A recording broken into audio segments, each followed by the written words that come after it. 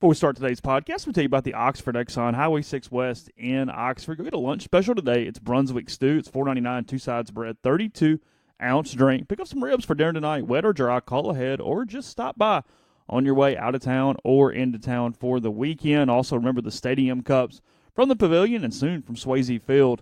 49-cent refills on that bad boy. So keep it in your vehicle, 49 cents to fill it up every single time. Any Blue Sky in Mississippi, and also coming to you from the Clark Ford Studios, 662-257-1900, Highway 25 South there in Amory. And you know you're going to get a quote within 15 minutes during business hours when you call. And you know at the end of the deal, when you mention the podcast, $500 more off, courtesy of Clark Ford. Now onto the show. From the Clark Ford Studio in Oxford, Mississippi, MBW Digital proudly presents the Oxford Exxon Podcast. I'd say thanks for tuning in, but why am I going to give you a round of applause for something that you're supposed to do, to be frank? And now, here are your hosts, Chase Parham. And broadcast school has really paid off. And Neal McCready. I deserve to be on TV.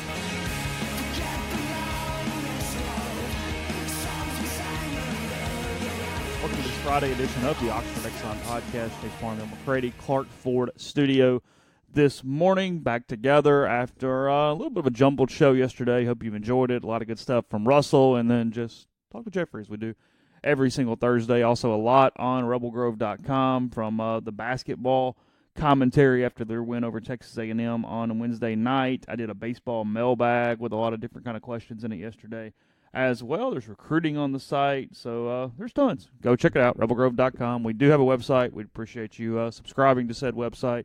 I'm assuming there will be a Greatest podcast either up or up today since you guys recorded yesterday. Oh yeah, I've forgotten to do it. I will. But it's everywhere that you find the podcast anyway, so yeah, you can go do that. If you go to iTunes or whatnot, I think it's already there. Let me look. Okay.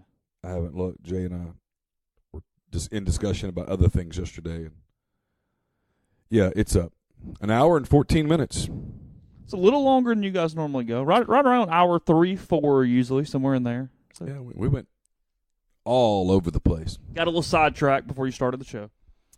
Well, we got real sidetracked before we started the show, and then Jay is you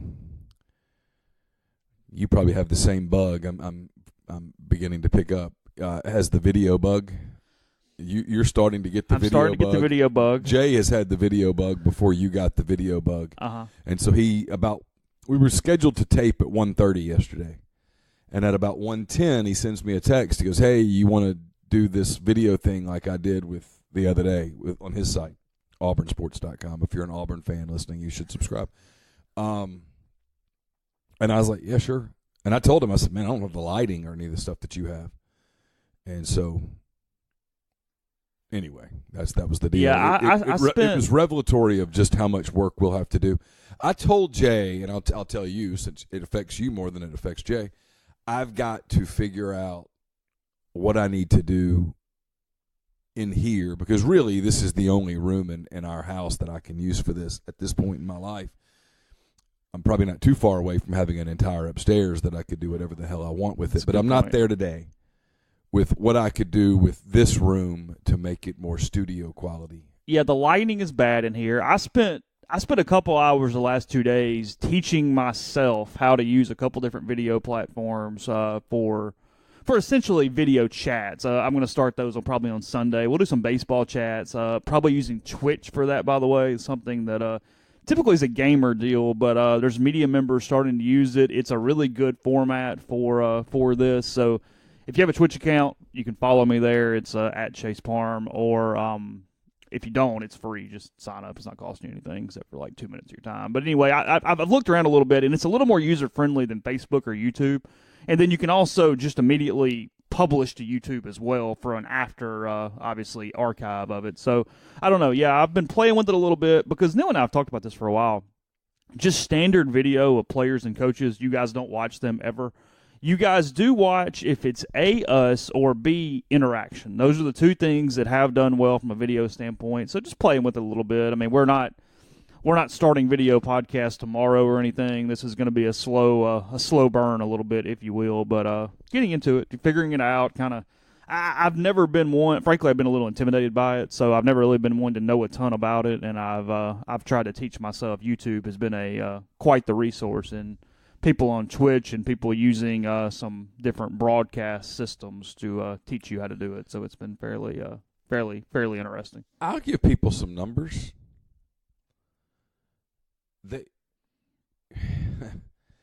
People do not,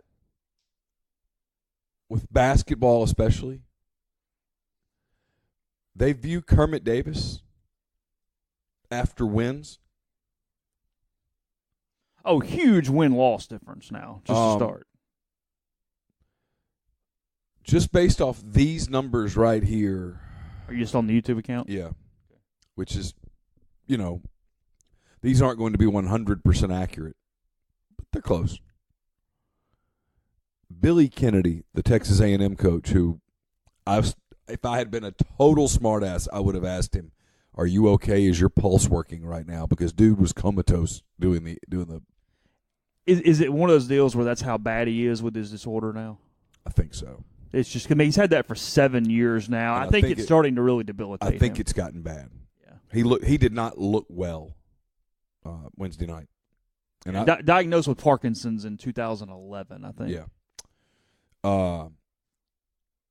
But he got viewed roughly 5 times more than Terrence Davis.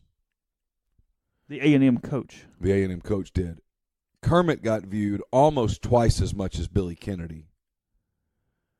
The 40-second, Ben Craddock sent us a 40-second clip of John Rice Plumlee signing with Ole Miss, or announcing his signing with Ole Miss, whatever it was, on Wednesday. Now, that was recruiting, and I get it. It got viewed almost twice as much as Kermit Davis did later that day.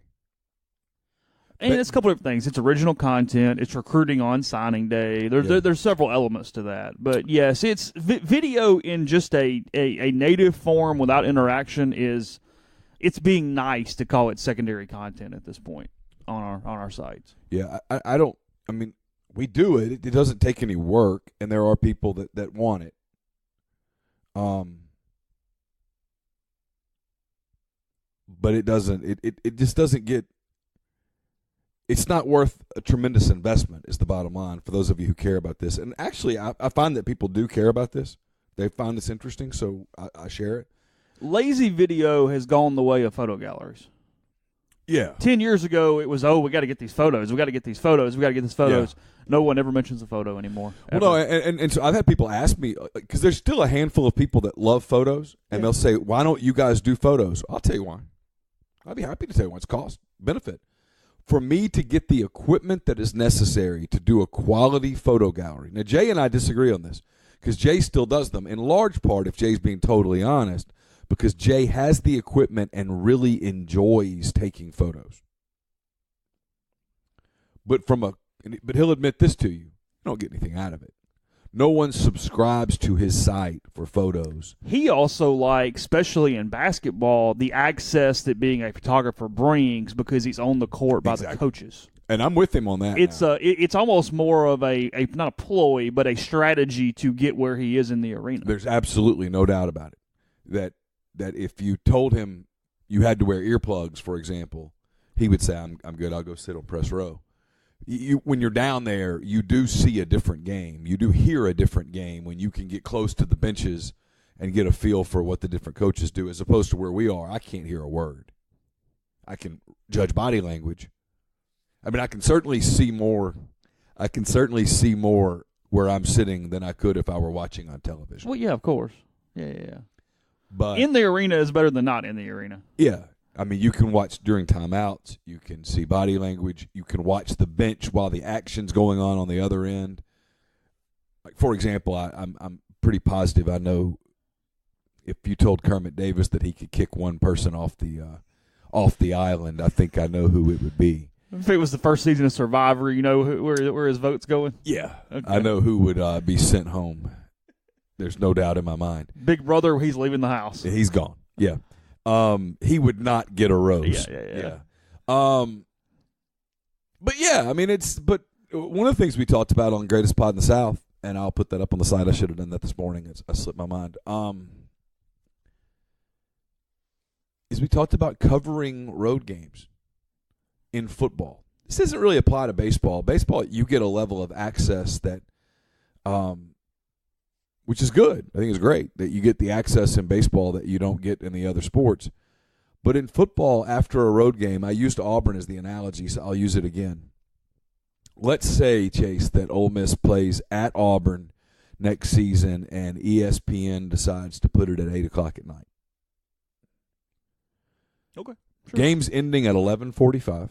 It is. And Ole Miss will go into that stadium with two objectives that night. One, to try to win the game. And two, to get the ever-living hell out of there as fast as possible. And there is no third objective.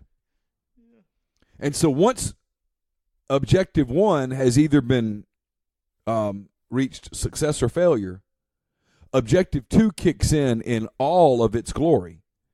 And the level of access that you get is so small. And when I started this job, all the games weren't on TV. You provided access and color and things for people that didn't see that game. There was a necessity that. Now, you can see the game. I mean, look, I'm never one for less access or anything, but there is a part of this, and again, we're still going to cover games. I mean, don't get me wrong. Oh, sure. We're just kind of talking.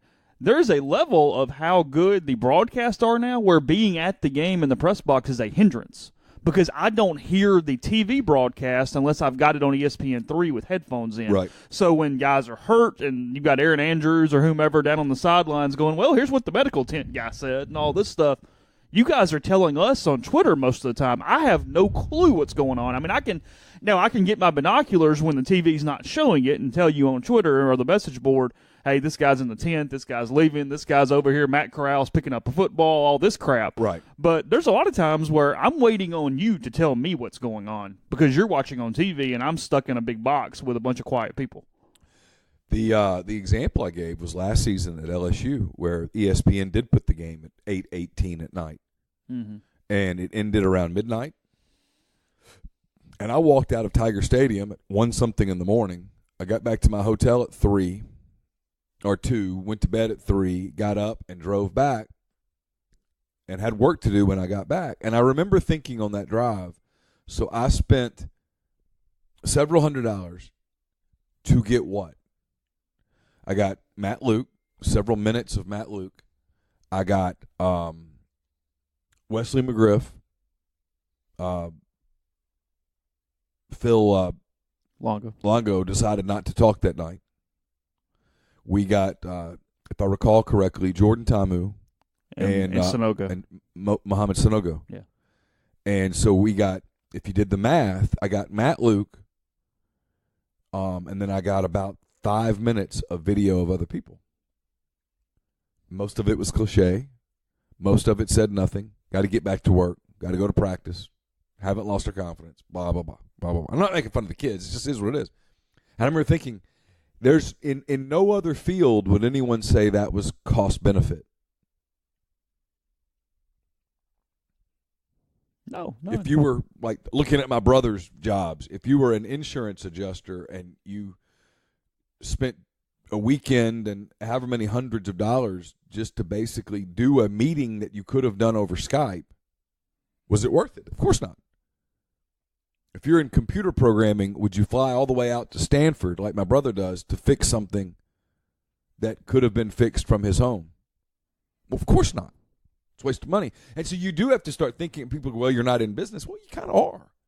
You aren't, but you are. And so it's a different deal. And I think the watch-along stuff is where this is going. You are more than ever before because we have so many different ways to get content out, and you've got to figure out, A, how to optimize those, and B, which ones to use and which ones not to use. I mean, just like this thing right now, I mean, we do certain things. I mean, we do it better than most people of, hey, let's try it. If it doesn't work, throw it in the trash, move on to the next thing, whatever, don't care.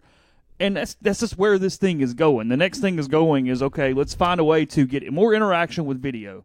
That's going to start soon, and then I've told Neil there's a couple different ways that some other sites are doing things that I want to try that's going to just up the interaction. As this thing moves forward, it's about maximizing interaction as much as possible, and frankly, it's about who is telling the story as much as the story being told, if you want to be honest. I think that is, and I don't know that I'm overly comfortable with that, but I think that's where we're going. I think that is what's happening. So, well, it's definitely what's happening. If you look at national media, what works?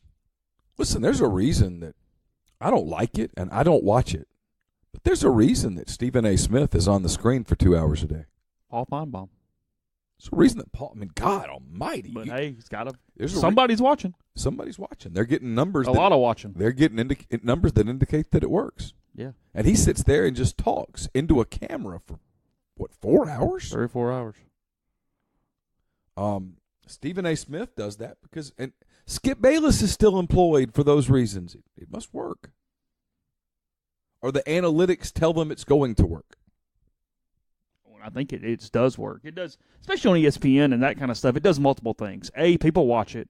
B, it allows people to play off of it because he says something crazy. Well, the next show suddenly debates what he said, and it's this all-day thing where now they've decided, hey, let's get edgy earlier because before, we've talked about this, when it was Mike and Mike, it was a big soft pillow to start your morning. And they set up the topics, but they didn't give opinions. It's just, hey, here's what ESPN's going to do today. And then everybody else would start firing. Well, Stephen A. Smith was the lightning rod. He's the shotgun that suddenly blasted out everywhere else. That's why my show in Mobile worked. They would say, hey, have opinions. I'm like, okay, I'm good at that. Have opinions. Okay. And then I would do it, and ultimately when my opinion was, hey, Alabama football's in trouble, that was, well, not that opinion. Whoa, hold up. Let's not get crazy now.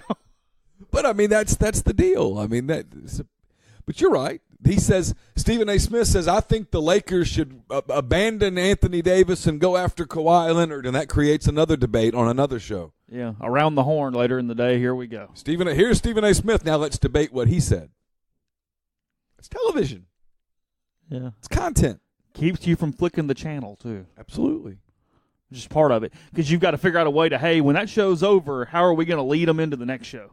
And keep them there for just a minute, just to get that click. I noticed yesterday, because yesterday was the NBA trade deadline, so there was a lot of NBA talk. Yeah. And Brian Windhorst, who got into this field as a reporter. He did, I know, yeah. He went to high school with LeBron James, covered LeBron James. Oh, that's right. Went to Miami when LeBron James went to Miami, and is now a very, very good. So he's basically James Bryant, is what you're telling me. With talent. Okay. And a personality and intelligence. And did I mention talent? Sorry, James. But I've noticed he's gotten edgier. He's sitting up there yesterday. It's not boilerplate anymore. He's sitting up there yesterday with Rachel Nichols and Scottie Pippen, and he's edgy. Not over the top, not screaming and yelling, but giving opinions. Just enough inside information and opinion. That was entertaining. I was deciding between NBA TV and ESPN, and I ended up staying on ESPN because of Windhorst. And in the past, I have thought Windhorst was a very good reporter, but somewhat boring on television. No longer. They want edge. They want personality. They want opinion. People want opinions, and they go to the experts for those opinions.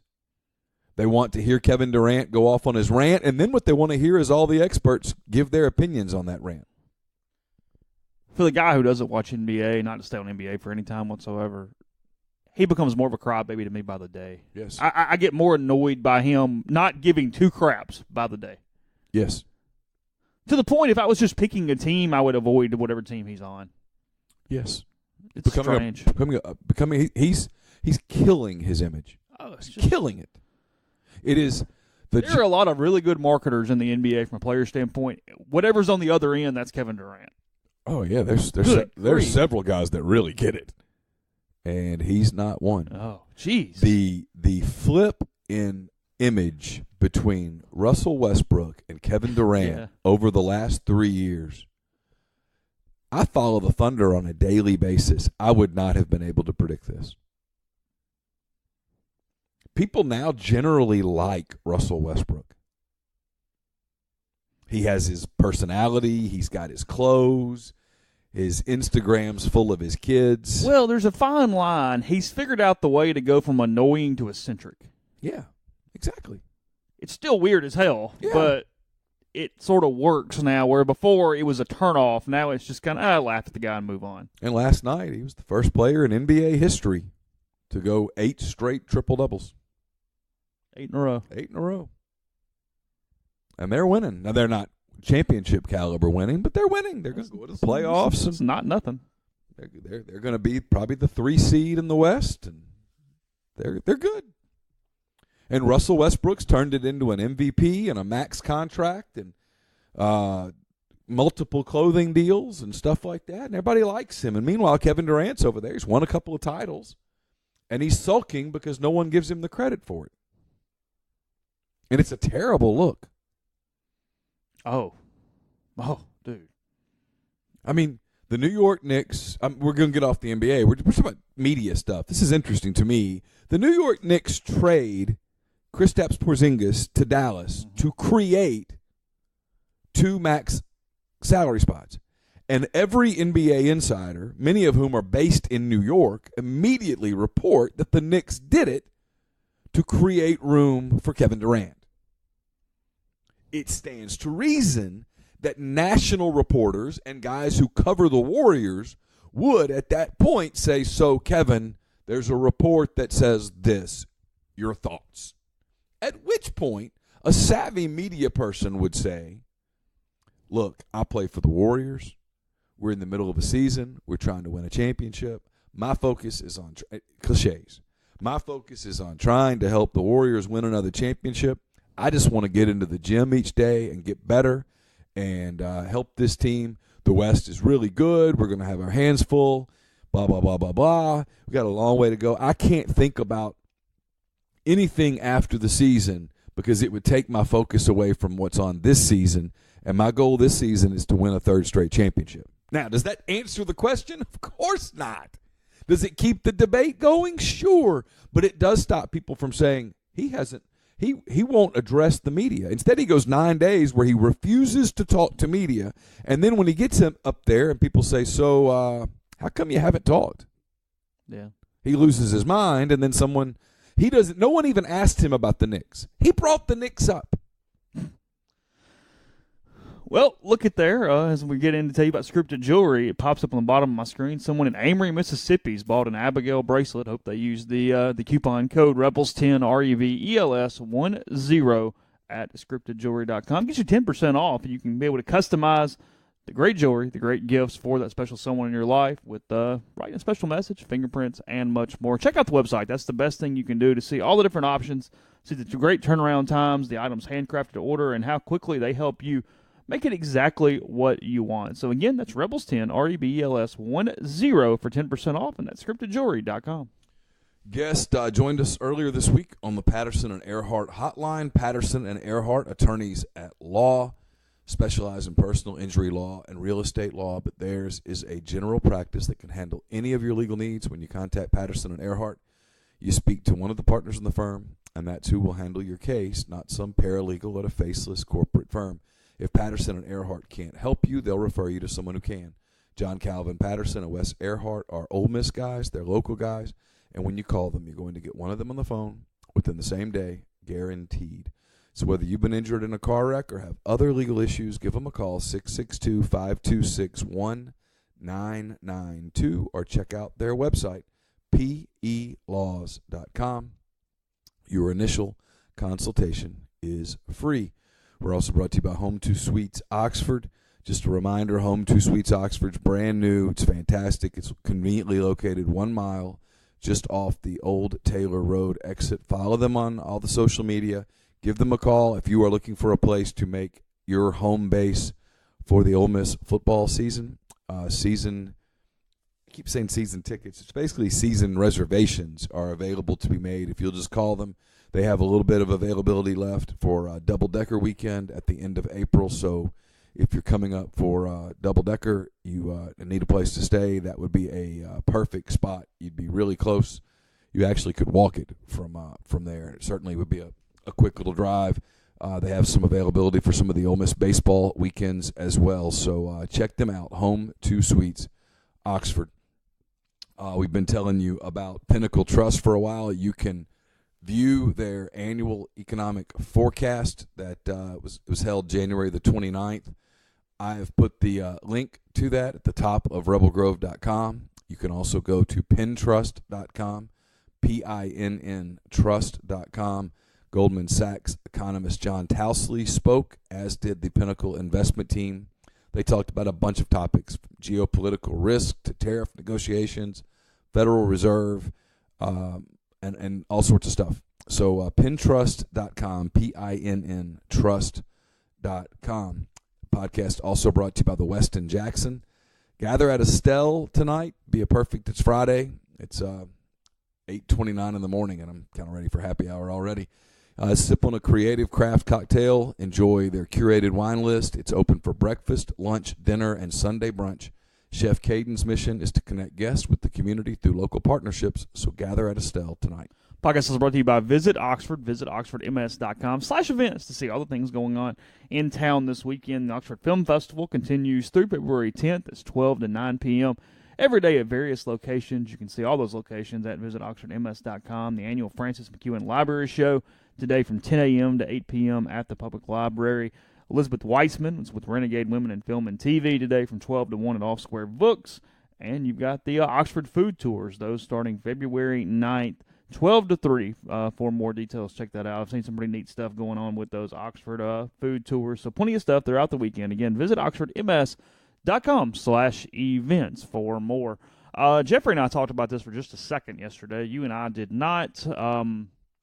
Jay Hopson borrowed plenty of trouble with the Art Briles situation. His very tone-deaf comment on I guess it wasn't on Twitter. It was to Brutnick Murphy, I guess, but whatever. Maybe it was on Twitter. I don't know. Whatever. Since then, because I told Neil, once the ball starts rolling downhill, it definitely gets rolling, and that is what happened here. Your closet better be skeleton-free once you go down that road. And he really needs to build a wall right now. Build a wall? A big wall. Think so? Yep. Not just like an Orgeron Memphis wall. No. A bigger wall than that. He needs to build a big wall and get inside that wall and stay there for a while. Bomb shelter.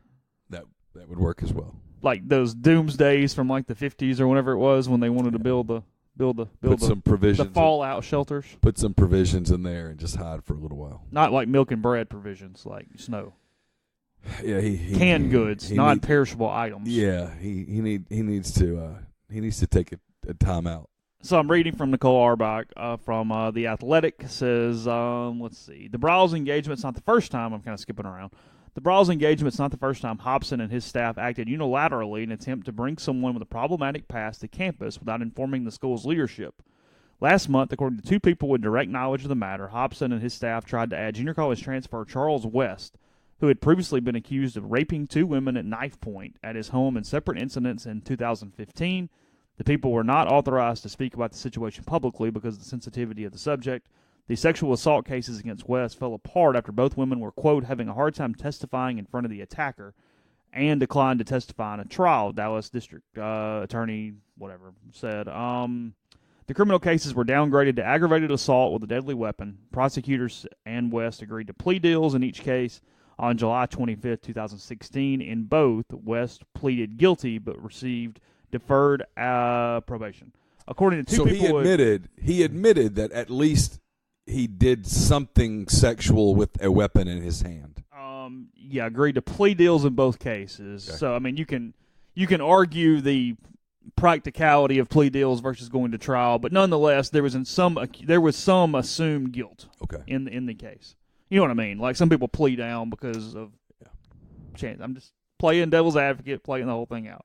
I understand. I'm not one of the people. I'm just here going. If I accuse you of raping someone at knife point, guesses are we're not going to plea. If I accuse you of raping someone, I mean, I'm not trying to pin you down here, but I am trying to make a distinction, and I'm going to use you as the example, unfortunately, as someone who I know has never raped anyone at knife point. Yeah.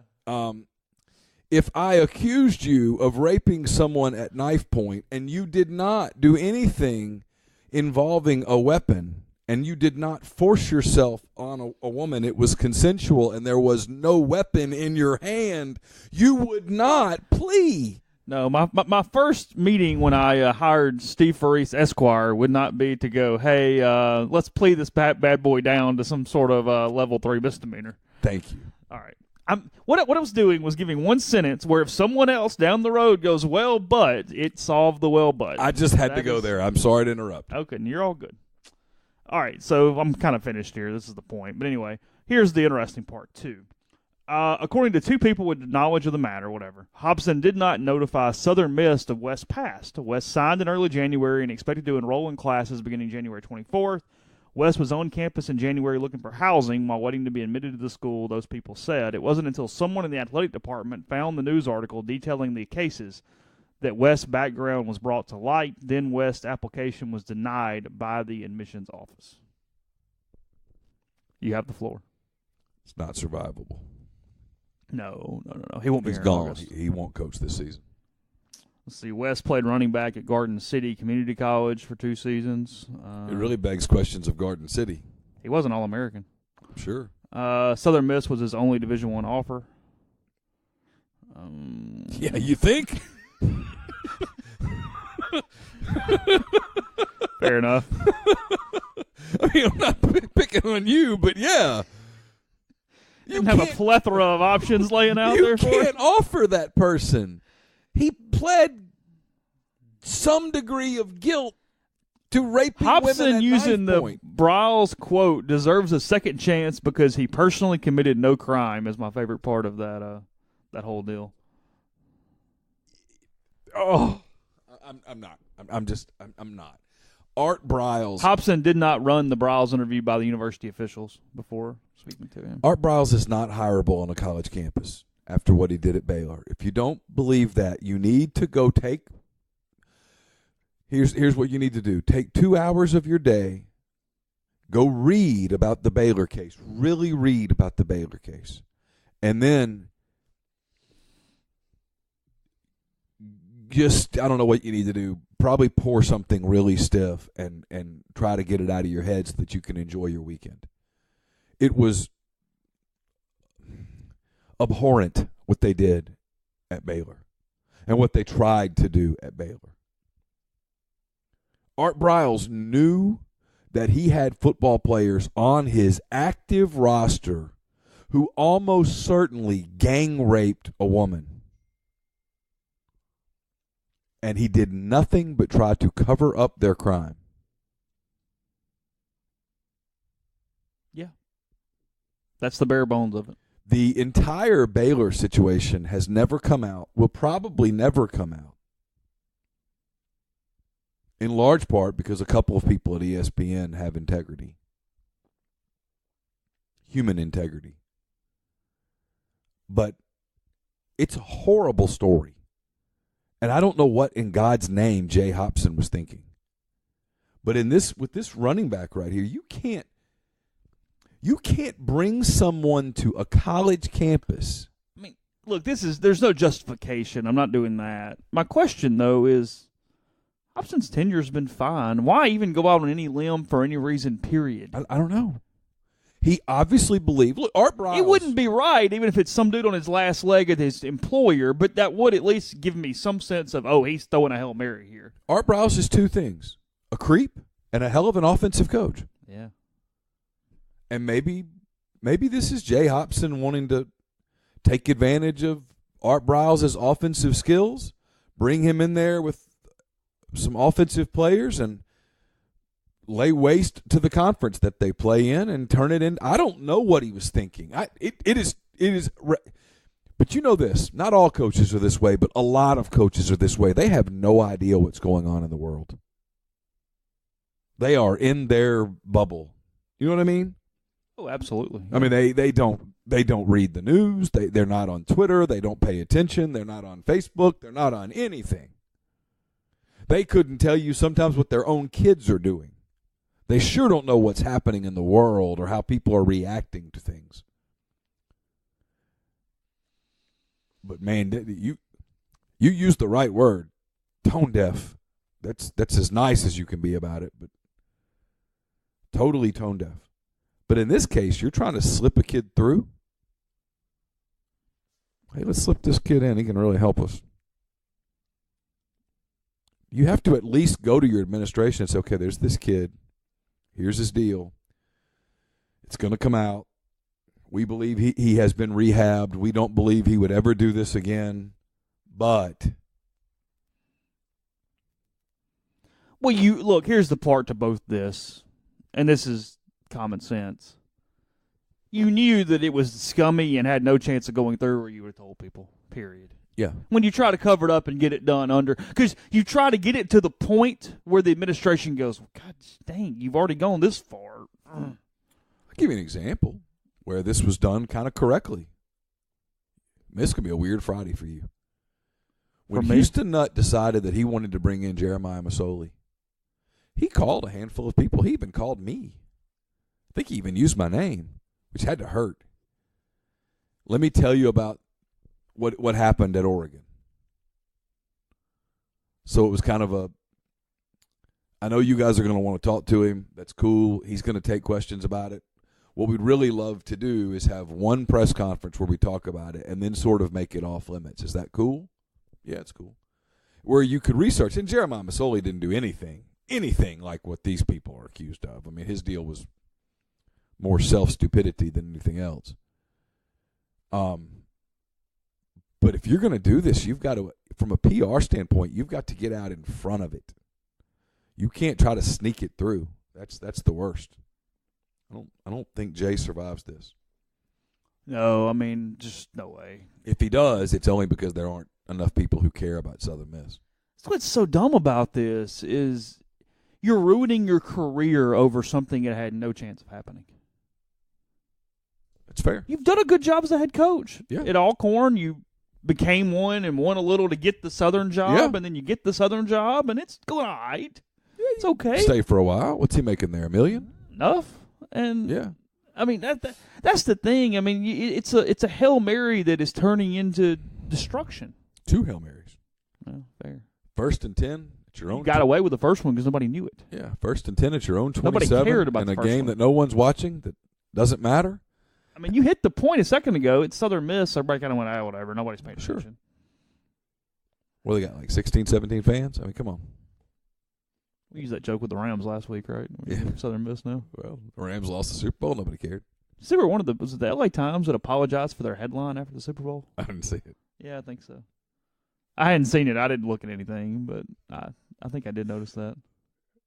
What was it, like local team loses game? I think they called it a failure or something, and a bunch of fans got mad that, hey, if you're in the Super Bowl, you're not a failure. You're not failing. As opposed to, I did love the newspaper warriors that criticized the Times pick for wasting a front page when they complain about his other things. He goes, you realize that front page sold better than anything else they've done all year, right? Like, that actually was the one thing from a capitalism standpoint that made sense, guys. Yeah. Like, come on. Come on. They didn't waste that page. They monetized that page, idiots. There was nothing else that could have gone on that page from a word standpoint to produce that type of revenue. It's kind of making our conversation go full circle, though. It shows you how many people in journalism don't understand money. No, there was a lot of criticism of, hey, you had a page and you didn't put news on it. You didn't whatever, It's like, no, they turned it into a seller. People took that, framed it. Yeah, one of their editors came back and said, we sold more than we've ever sold, and we're still sending them out for posters and things. It's capitalism. But it shows you how many people in journalism do not understand capitalism. And uncomfortable with it. Yes. Uncomfortable. Just, Yeah. No moss.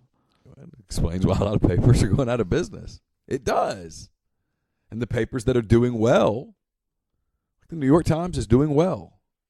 They've figured out ways to really get out in front with access on their site and things like that. I mean, you can't just everything's not free on the New York Times website. The Washington Post website, you have to subscribe at some point to continue reading it. These mean absolutely nothing, but just throwing them at you for a second. Ole Miss picked second in the SEC West by the league's coaches. Yesterday, LSU with 88 points, Ole Miss with 65, Arkansas with 59, Auburn at 57, A&M at 48, State at 47, and then Alabama bringing up the rear at 21. Then in the SEC East, Vanderbilt with 87, Florida with 81, Georgia with 68, Carolina at 53, Tennessee at 40, Kentucky at 30, Missouri at 26 in the East. It highlights Ole Miss's really good schedule from the standpoint of who they don't play this year. The Rebels missed the Commodores, the Bulldogs, and the Gamecocks 1, 3, and 4 in the SEC East as far as a preseason. Cole Zabowski, first-team All-SEC at first base. And then second team includes Tyler Keenan, Parker Caracci, and Chase Cockrell. So those are your Ole Miss-related nuggets from that. A lot of teams getting first-place votes. Vanderbilt, Florida, Georgia, LSU, Ole Miss, Arkansas, and Auburn all got at least one first-place votes by the 14 SEC head coaches. So you couldn't vote for yourself, obviously. You had to vote for somebody else. Most people think Vanderbilt and LSU have the clear two best teams, and they are incredibly talented. So I was asking my mailbag yesterday, what's Ole Miss's toughest road trip? Well, it's when you have to go on the road and play the number one team in the country, who you have not beaten in Baton Rouge since 1982. That would qualify. That would qualify. Yeah, that was not a very difficult one. So anyway, there is that. You can see more about that at rebelgrove.com. I've got those news and notes up, and then again the mailbag from yesterday that had some interesting stuff in it, and frankly, it was a little bit of an exercise for me to remember some stuff from last year that I had forgotten. So it's up, rebelgrove.com. Also, Community Mortgage, Oxford, Memphis, Settle County, and Chattanooga. All underwriting and processing is done in Memphis. You're getting local underwriting that understands your market, a leader in condo financing in Oxford, and the float-down option, which allows you to lock in the current rate. But if rates go down before you close, you get that lower rate, 662-234-2704, or JLOWE, JLOWE, at communitymtg.com. Sunday, this coming Sunday, February the 10th, is the final day to sign up for Oxford Park Commission Youth Baseball. The cost is $50 per child. Leagues open for ages 5 to 15. This year's season will begin in April at F&C Park. Go to oxfordparkcommission.com to register, or for more information. The 2019 OPC Youth Softball season is also right around the corner. The deadline to register is Sunday. Cost is $50 per child. Leagues open ages 5 to 14. Season begins on April the 8th. For more information or to register, go to oxfordparkcommission.com. This podcast is also brought to you by Harry Alexander. Harry is an Oxford-based RE/MAX Legacy Realty agent. He has been in Oxford more than 4 decades. No one knows the residential and condo market in Oxford better than Harry. Go to his site. He'll prove it to you. It's harryalexander.com. Click on the Properties and Neighborhoods tab. Filter through by what you're looking for. Then send him an email, ha@harryalexander.com. The Ole Miss men's basketball team, they return to the Pavilion next weekend, which should be a pretty big weekend because it's right about the time the Ole Miss baseball team is getting started as well. Ole Miss baseball season right around the corner. Season tickets start at just $150 for the aforementioned number 13 ranked Rebels. And not many left. Last time I talked to Ross, they were down to right around 100 seats and the whole stadium left. Wow. To purchase, and if Chase and Ross are telling the truth, and I'm going to guess they are, you should hurry. Go to OleMissTix.com. The Ole Miss men's tennis team returns to Oxford fresh off the top 25 road victory over Oklahoma State. They take on Alcorn State Saturday at noon. Come hungry, as fans will receive free pizza. As always, admission is free. For more information, visit OleMissSports.com. Podcast brought to you by Mastercuts Lawn and Landscape.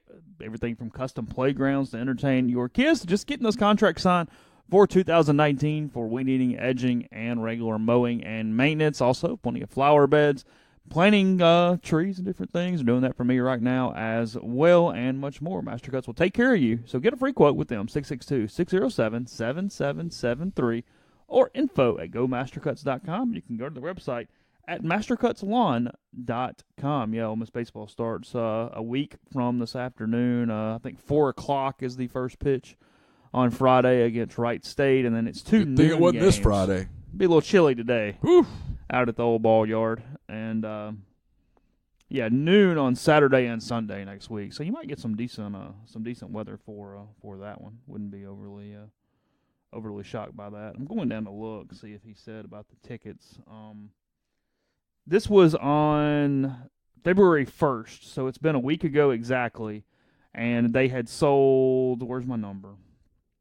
He gave this to me, if I just have it somewhere.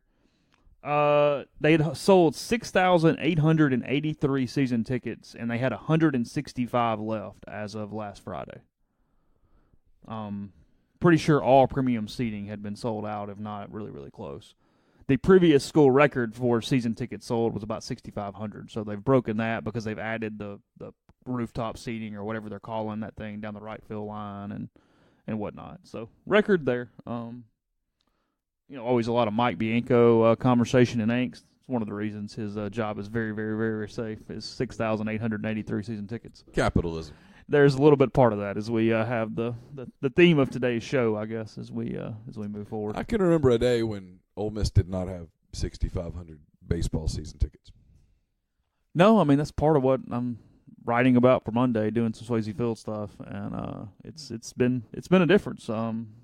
There's a lot of interesting stuff to the story of a stadium that's been here for 30 years now. What is not overly interesting but is very important is as they've expanded it, it's as simple as there's a lot of people that are paying a lot of money and we should build this thing bigger. You can break it down to one sentence as it got later on. Sure. So, supply and demand.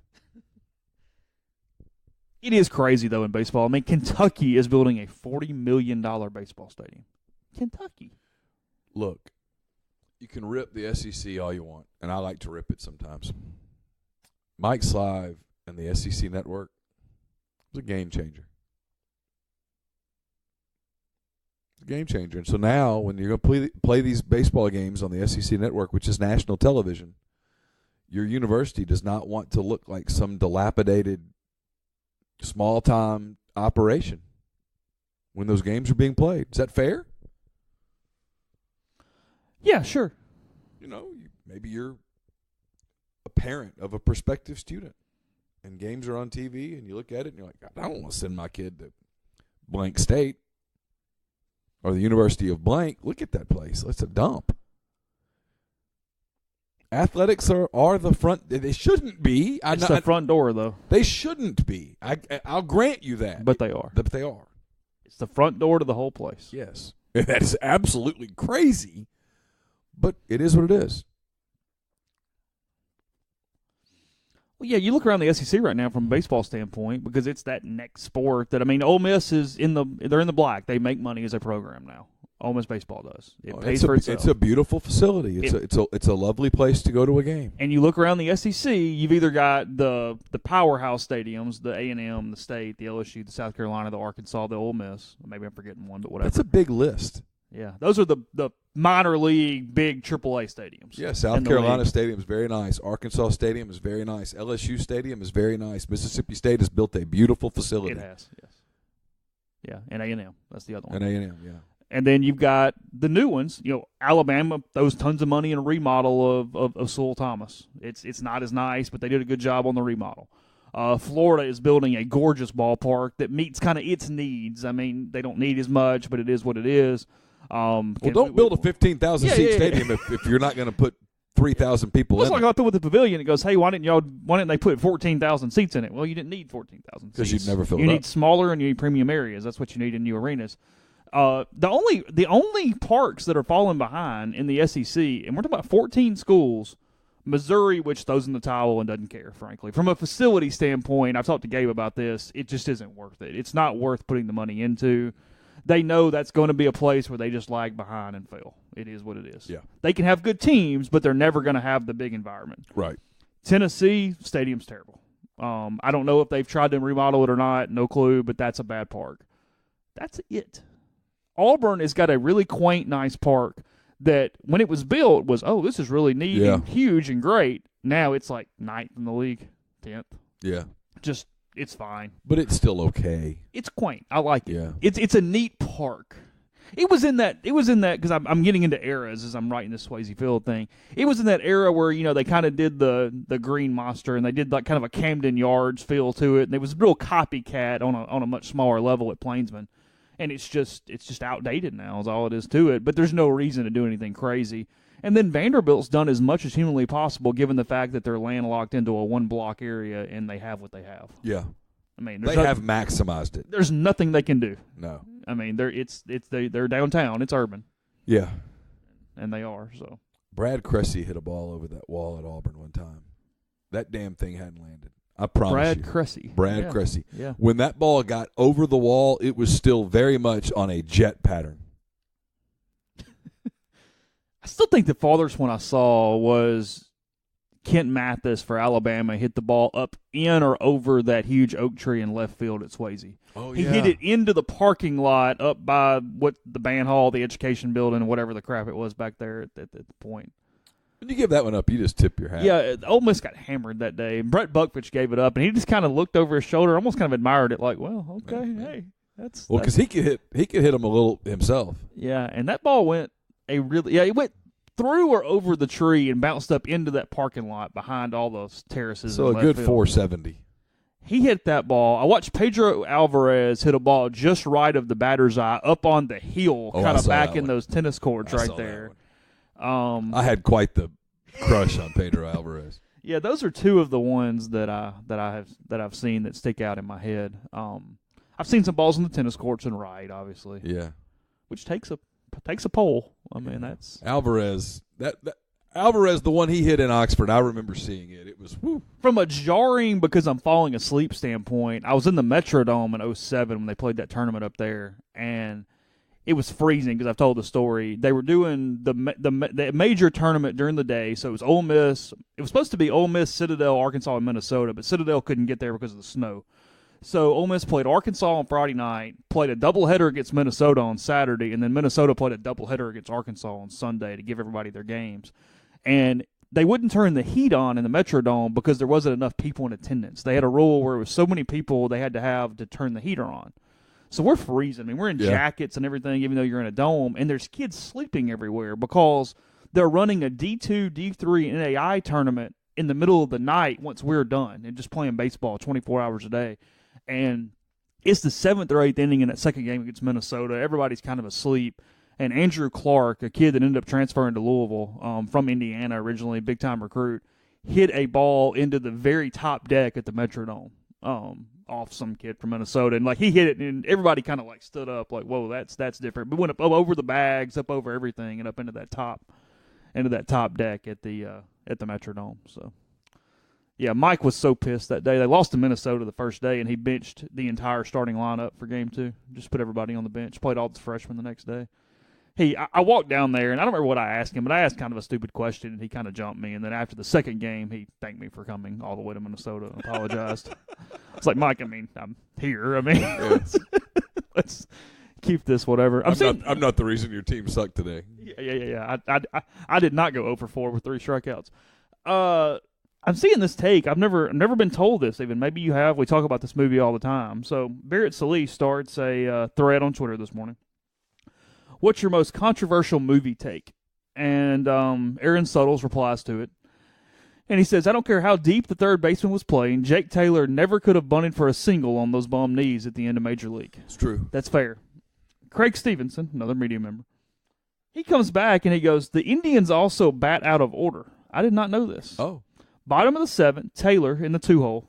What is Taylor doing in the 2-hole, by the way? Analytics not what they are today back in whatever. He would have hit 9th. Taylor in the 2-hole grounds out for the second out. Dorn singles, Serrano homers, 5-hole hitter gets out.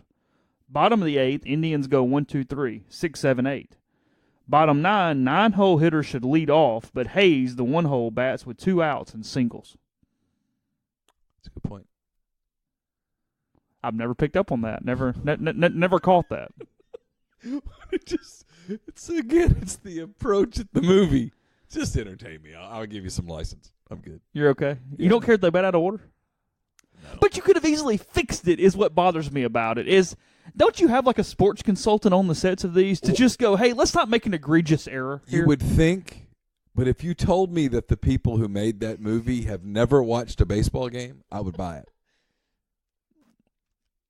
I mean, just bat in order. Just put a lineup card over here and go, hey, we need to set the situation.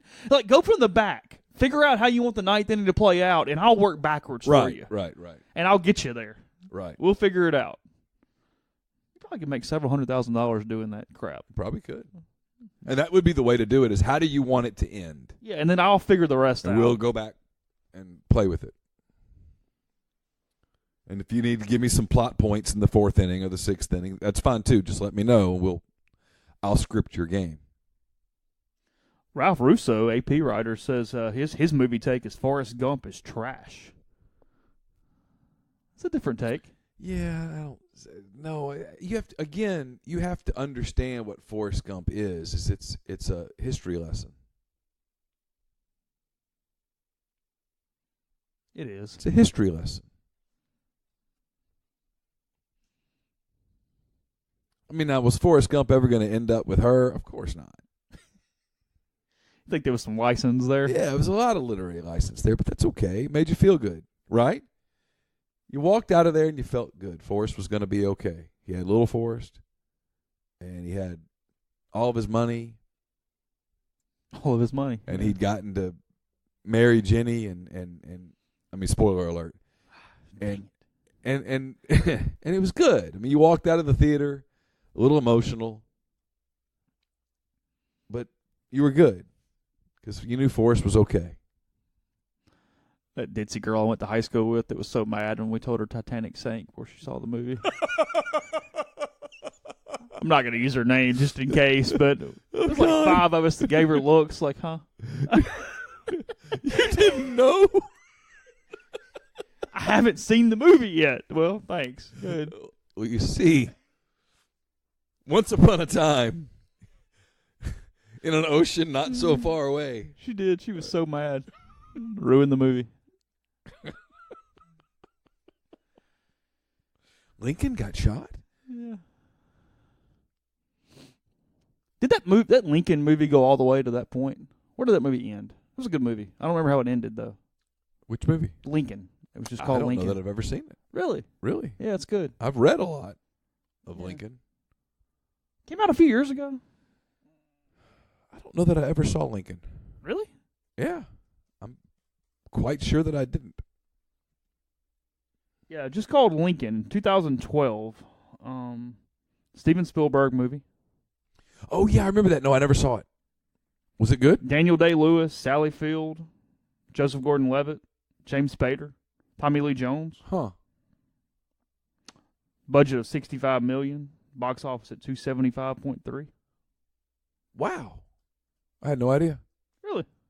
I mean, I remember it coming out, but I didn't go see it. Yeah, I want to say I even watched it at the theater before I kind of stopped doing that. Let's see what Rotten Tomatoes gave it. All right. Because I have no idea. They could have given it 8 or 98. Very good. Critics gave it 89%. Audience gave it 80%. So pretty good all the way around. To add that to my list of things Critics' to watch. consensus, Daniel Day-Lewis characteristically delivers in this witty, dignified portrait that immenses the audience and its world and entertains even as it informs. So really good critical review there for Lincoln. Lincoln's a fascinating human being. I mean, I Truly get fascinating. I get that photography is not what it was then, whatever, but his before and after pictures are worse than any person you've ever seen from as when he took office and when he was running to right before his death. Well, to say that he took it home every night would be an understatement. I mean, man, just wrinkles and just everything. Keeping the country together and the decisions that he had to make, and then the people that he had to man. His plate was full. He took it home, and then he lost a child, and he was married to a woman that really did not recover from losing a child. There's a lot going on in his life, and not much of it was particularly happy. Yeah. I don't know that I have a lot of other movie takes. I mean, I have to think about it. I mean, I'm sure I do, but I'd have to sit and contemplate. Yeah, for I'd a have to minute. really think about it. There's not one that's just been bothering me for years that No. that pops up. Got a lot of questions, Vanilla Sky, but otherwise we Never saw that one. never saw that one. Nope. I've seen most of the Tom Cruise canon, so that's what back to what I mean. Oscar nominee. What are you talking about? Yeah. Cocktail was robbed. Just telling you. Cocktail was not bad. Cocktail was awful, but that's fine. I'm just whatever. It's all good. But you could be entertained with It's it. the It was last fun. 20 minutes that are so bad because Yeah. it tries to become this drama and it bogs down at the end instead Right. of just be the summer popcorn flick and find a way to entertain me to the Yeah. end and move on. Take some Like, no. drinks and run Well, off with the girl. It's kind of like, speaking of Cruise, and it was highly well regarded, mainly because of the book, but the movie too, The Firm. Did you watch the movie? Yes. Incredibly too long, Yes. And in a book it works because you get so many more chances at nuance. They made a 3-hour movie about some bad paperwork. That's it. Because they bring in the mafia and the mob and all this, but spoiler alert, it wasn't like they were decapitating people. We're just kind of cheating on some taxes and running some paperwork around here. I mean, it falls flat from a theatrical standpoint compared to in the book. You could sort of set some scenes and do some different things. The Firm, the movie, has lots of plot problems. Yes. When you take a very slow-moving book and try to turn that into a film with an action star, if you will, from the time. Grisham's early books were not made for film. Like The Pelican Brief. Yeah. That movie was rough. Now, A Time to Kill turned into a really good film. It did. Mainly because it had really good actors carrying that bad boy. Might also have been his best book. It's his first book, It right? was his first book. Yeah. It was before, and I don't mean this as a criticism of Grisham, I know where you're going. because it's sort of like Nickelback or Maroon 5. You figure out an equation. The equation works. You just continue to plug new numbers into the equation. Grisham got a formula of how to write a book. And he wrote books that made tons and tons and tons and tons and tons of money, kept his publishers happy, who probably gave him, hey, here's a deadline for the next book. And so he just kind of plugged. You could tell A Time to Kill was his baby. Yeah, no, there are 5 or 6 Grisham books that really stick out to me, and past that, I feel like I know the ending 5 pages in.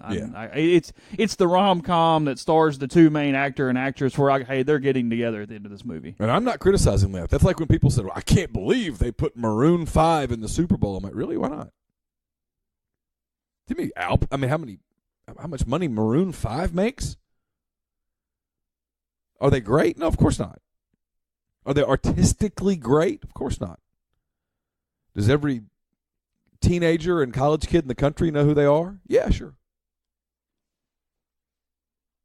So, been telling you about Dead Soxy for a while. Dead Soxy is pleased to announce a way for you, the Rebel Grove community, to be a part of the process and the creation of new sock concepts. There's still limited quantities of the Mississippi sock line available. And in an effort to launch a new line, they are increasing their discount to 30% off all items as this original Mississippi line comes to a conclusion. Don't miss your chance to feel the difference a quality sock makes.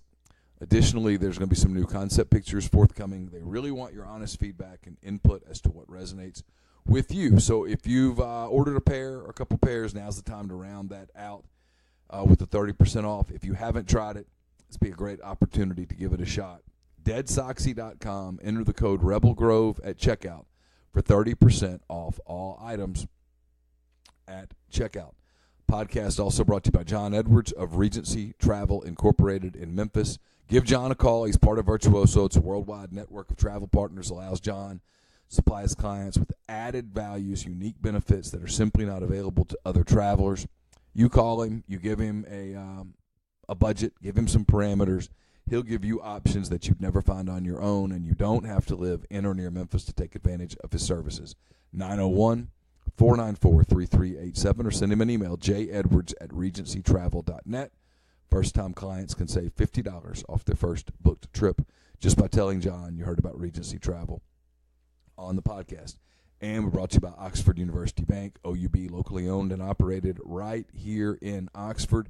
They have a commercial checking account now paying 1% interest as long as you keep $10,000 in the account. It comes with fully interactive online banking.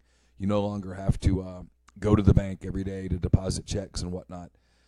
Instead, you can do it right from your office. More than likely, any business owner at another bank is now paying a monthly fee for their account, and they're most assuredly not making 1% on their money You can do all of that at OUB. To learn more, check out Live Oxford, bankoxford.com, or call 662-234-6668. OUB is FDIC insured. Podcast also brought to you by G&M Pharmacy right there on South Lamar in Oxford. They offer MedSync to make it easy on you. They also deliver to your home or workplace. And I'm going to tell you about the compound creams. There's a couple different pharmacists in North Mississippi that are going out of business that were doing compound creams. But G&M and Tyson Drugs can help you out with that. Nausea and vomiting, erectile dysfunction, and much more. Skin issues, including eczema, and other skin conditions, including acne. So give them a call at 662-236-2222.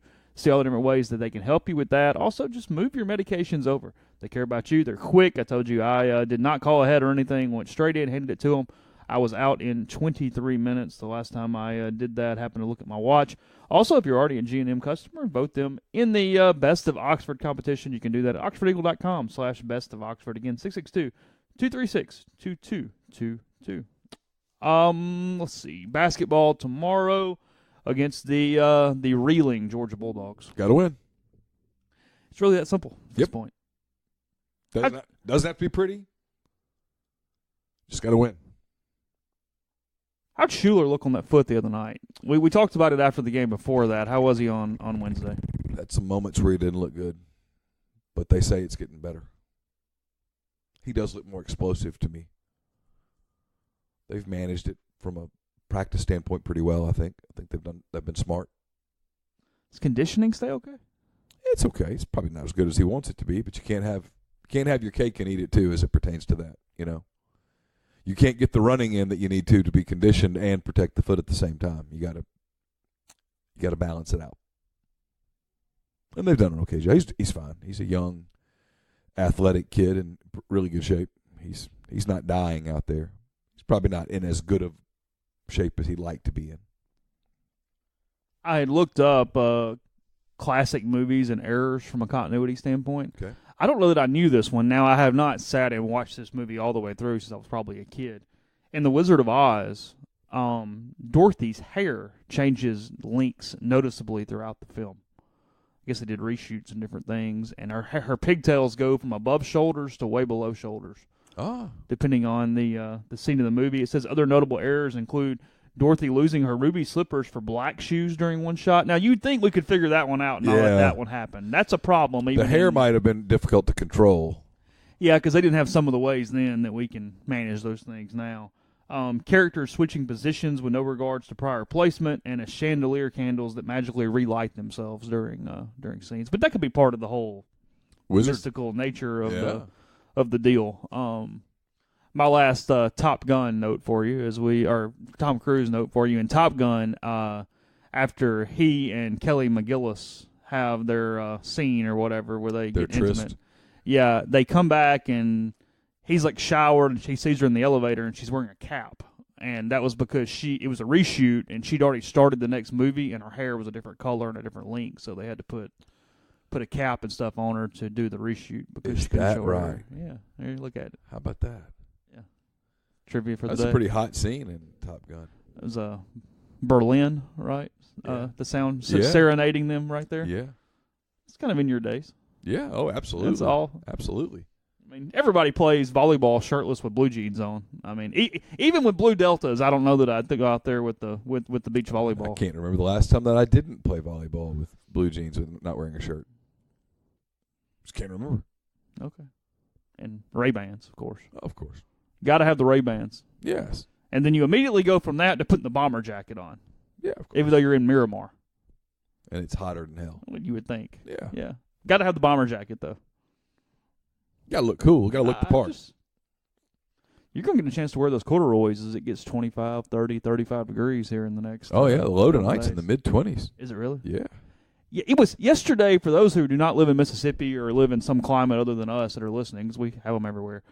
It was 75 to 25 yesterday. Yes. It dropped 50 degrees, as Houston would say. About 4 o'clock, Carson goes, "Hey, I'm going to get out in the neighborhood." And I said, he's wearing shorts and T-shirt because that's what he'd worn to school when it was in the 70s. Mm-hmm. And I said, "Hey, you might want to put a sweatshirt on."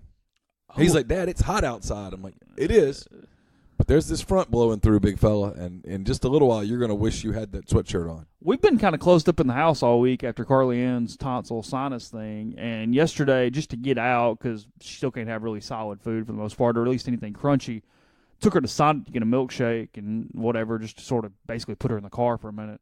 And we got back, and she wanted to swing outside, and after about 2 minutes, I was chilly. Like, I was freezing. I said, hey, if we're doing this, I got to get coat, and I got to get pants, so we got to bundle up, because I'm a lot like Carson. I left the house in shorts and a T-shirt. Well, it dropped 30 degrees in 2 hours.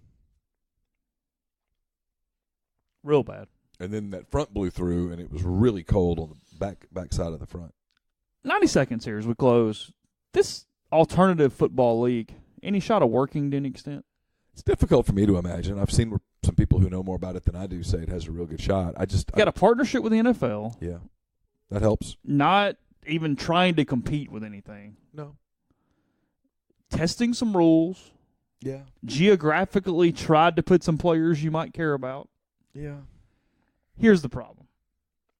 I don't know who goes to the games. That's my thing. I think on TV, okay, sure, it's football. I'll turn it on for a minute, whatever. Yeah. To an extent. Yeah. But you watch, look, this even goes for college football is entertaining, but lower level football, bad teams, you watch because of emotional connections or just liking football to an extent that it's in the background. Yeah. To get really into it, you got to figure out a way to bond people with these teams, and I don't. That is a hard thing to do. I don't know. I would say it's almost impossible. Yeah, it's hard. What's the name of the team in Memphis? The Express, I believe. How do you create an Express fan? It's kind of difficult. It's already a football fan because they like the Titans and the Tigers or the Rebels or whomever. Right. The Arizona Hotshots. Well, they're Cardinals fans. Are there going to be people who watch it because it's football? Sure. Yeah, absolutely. But I just don't know who you get to go to your. And I do think, as blasphemous as this is, I think when it gets down to it, when it's not high-level football, there's a football burnout for the spring, too. We do need that reset. Yeah, of course. Football 365 is just a lot of football. Yeah. There's a season for football, right? Yeah, of course. When August and September roll around, you're like, yeah, football. Here we go. Yeah, by the time the week after the Super Bowl, how much really this weekend are you really going to be like, God, I miss football? I'm kind of okay. I'm okay. Yeah. Then the summer will get here. I'm like, all right, let's go. You get your hunger back. Yeah.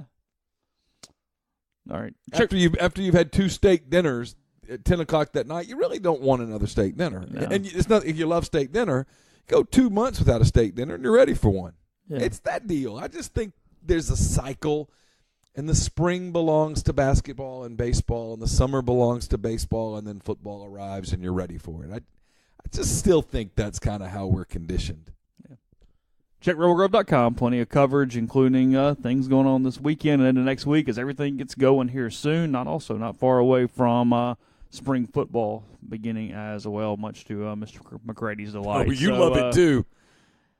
Whoo, boy. How many spring football practices did you cover last year? One.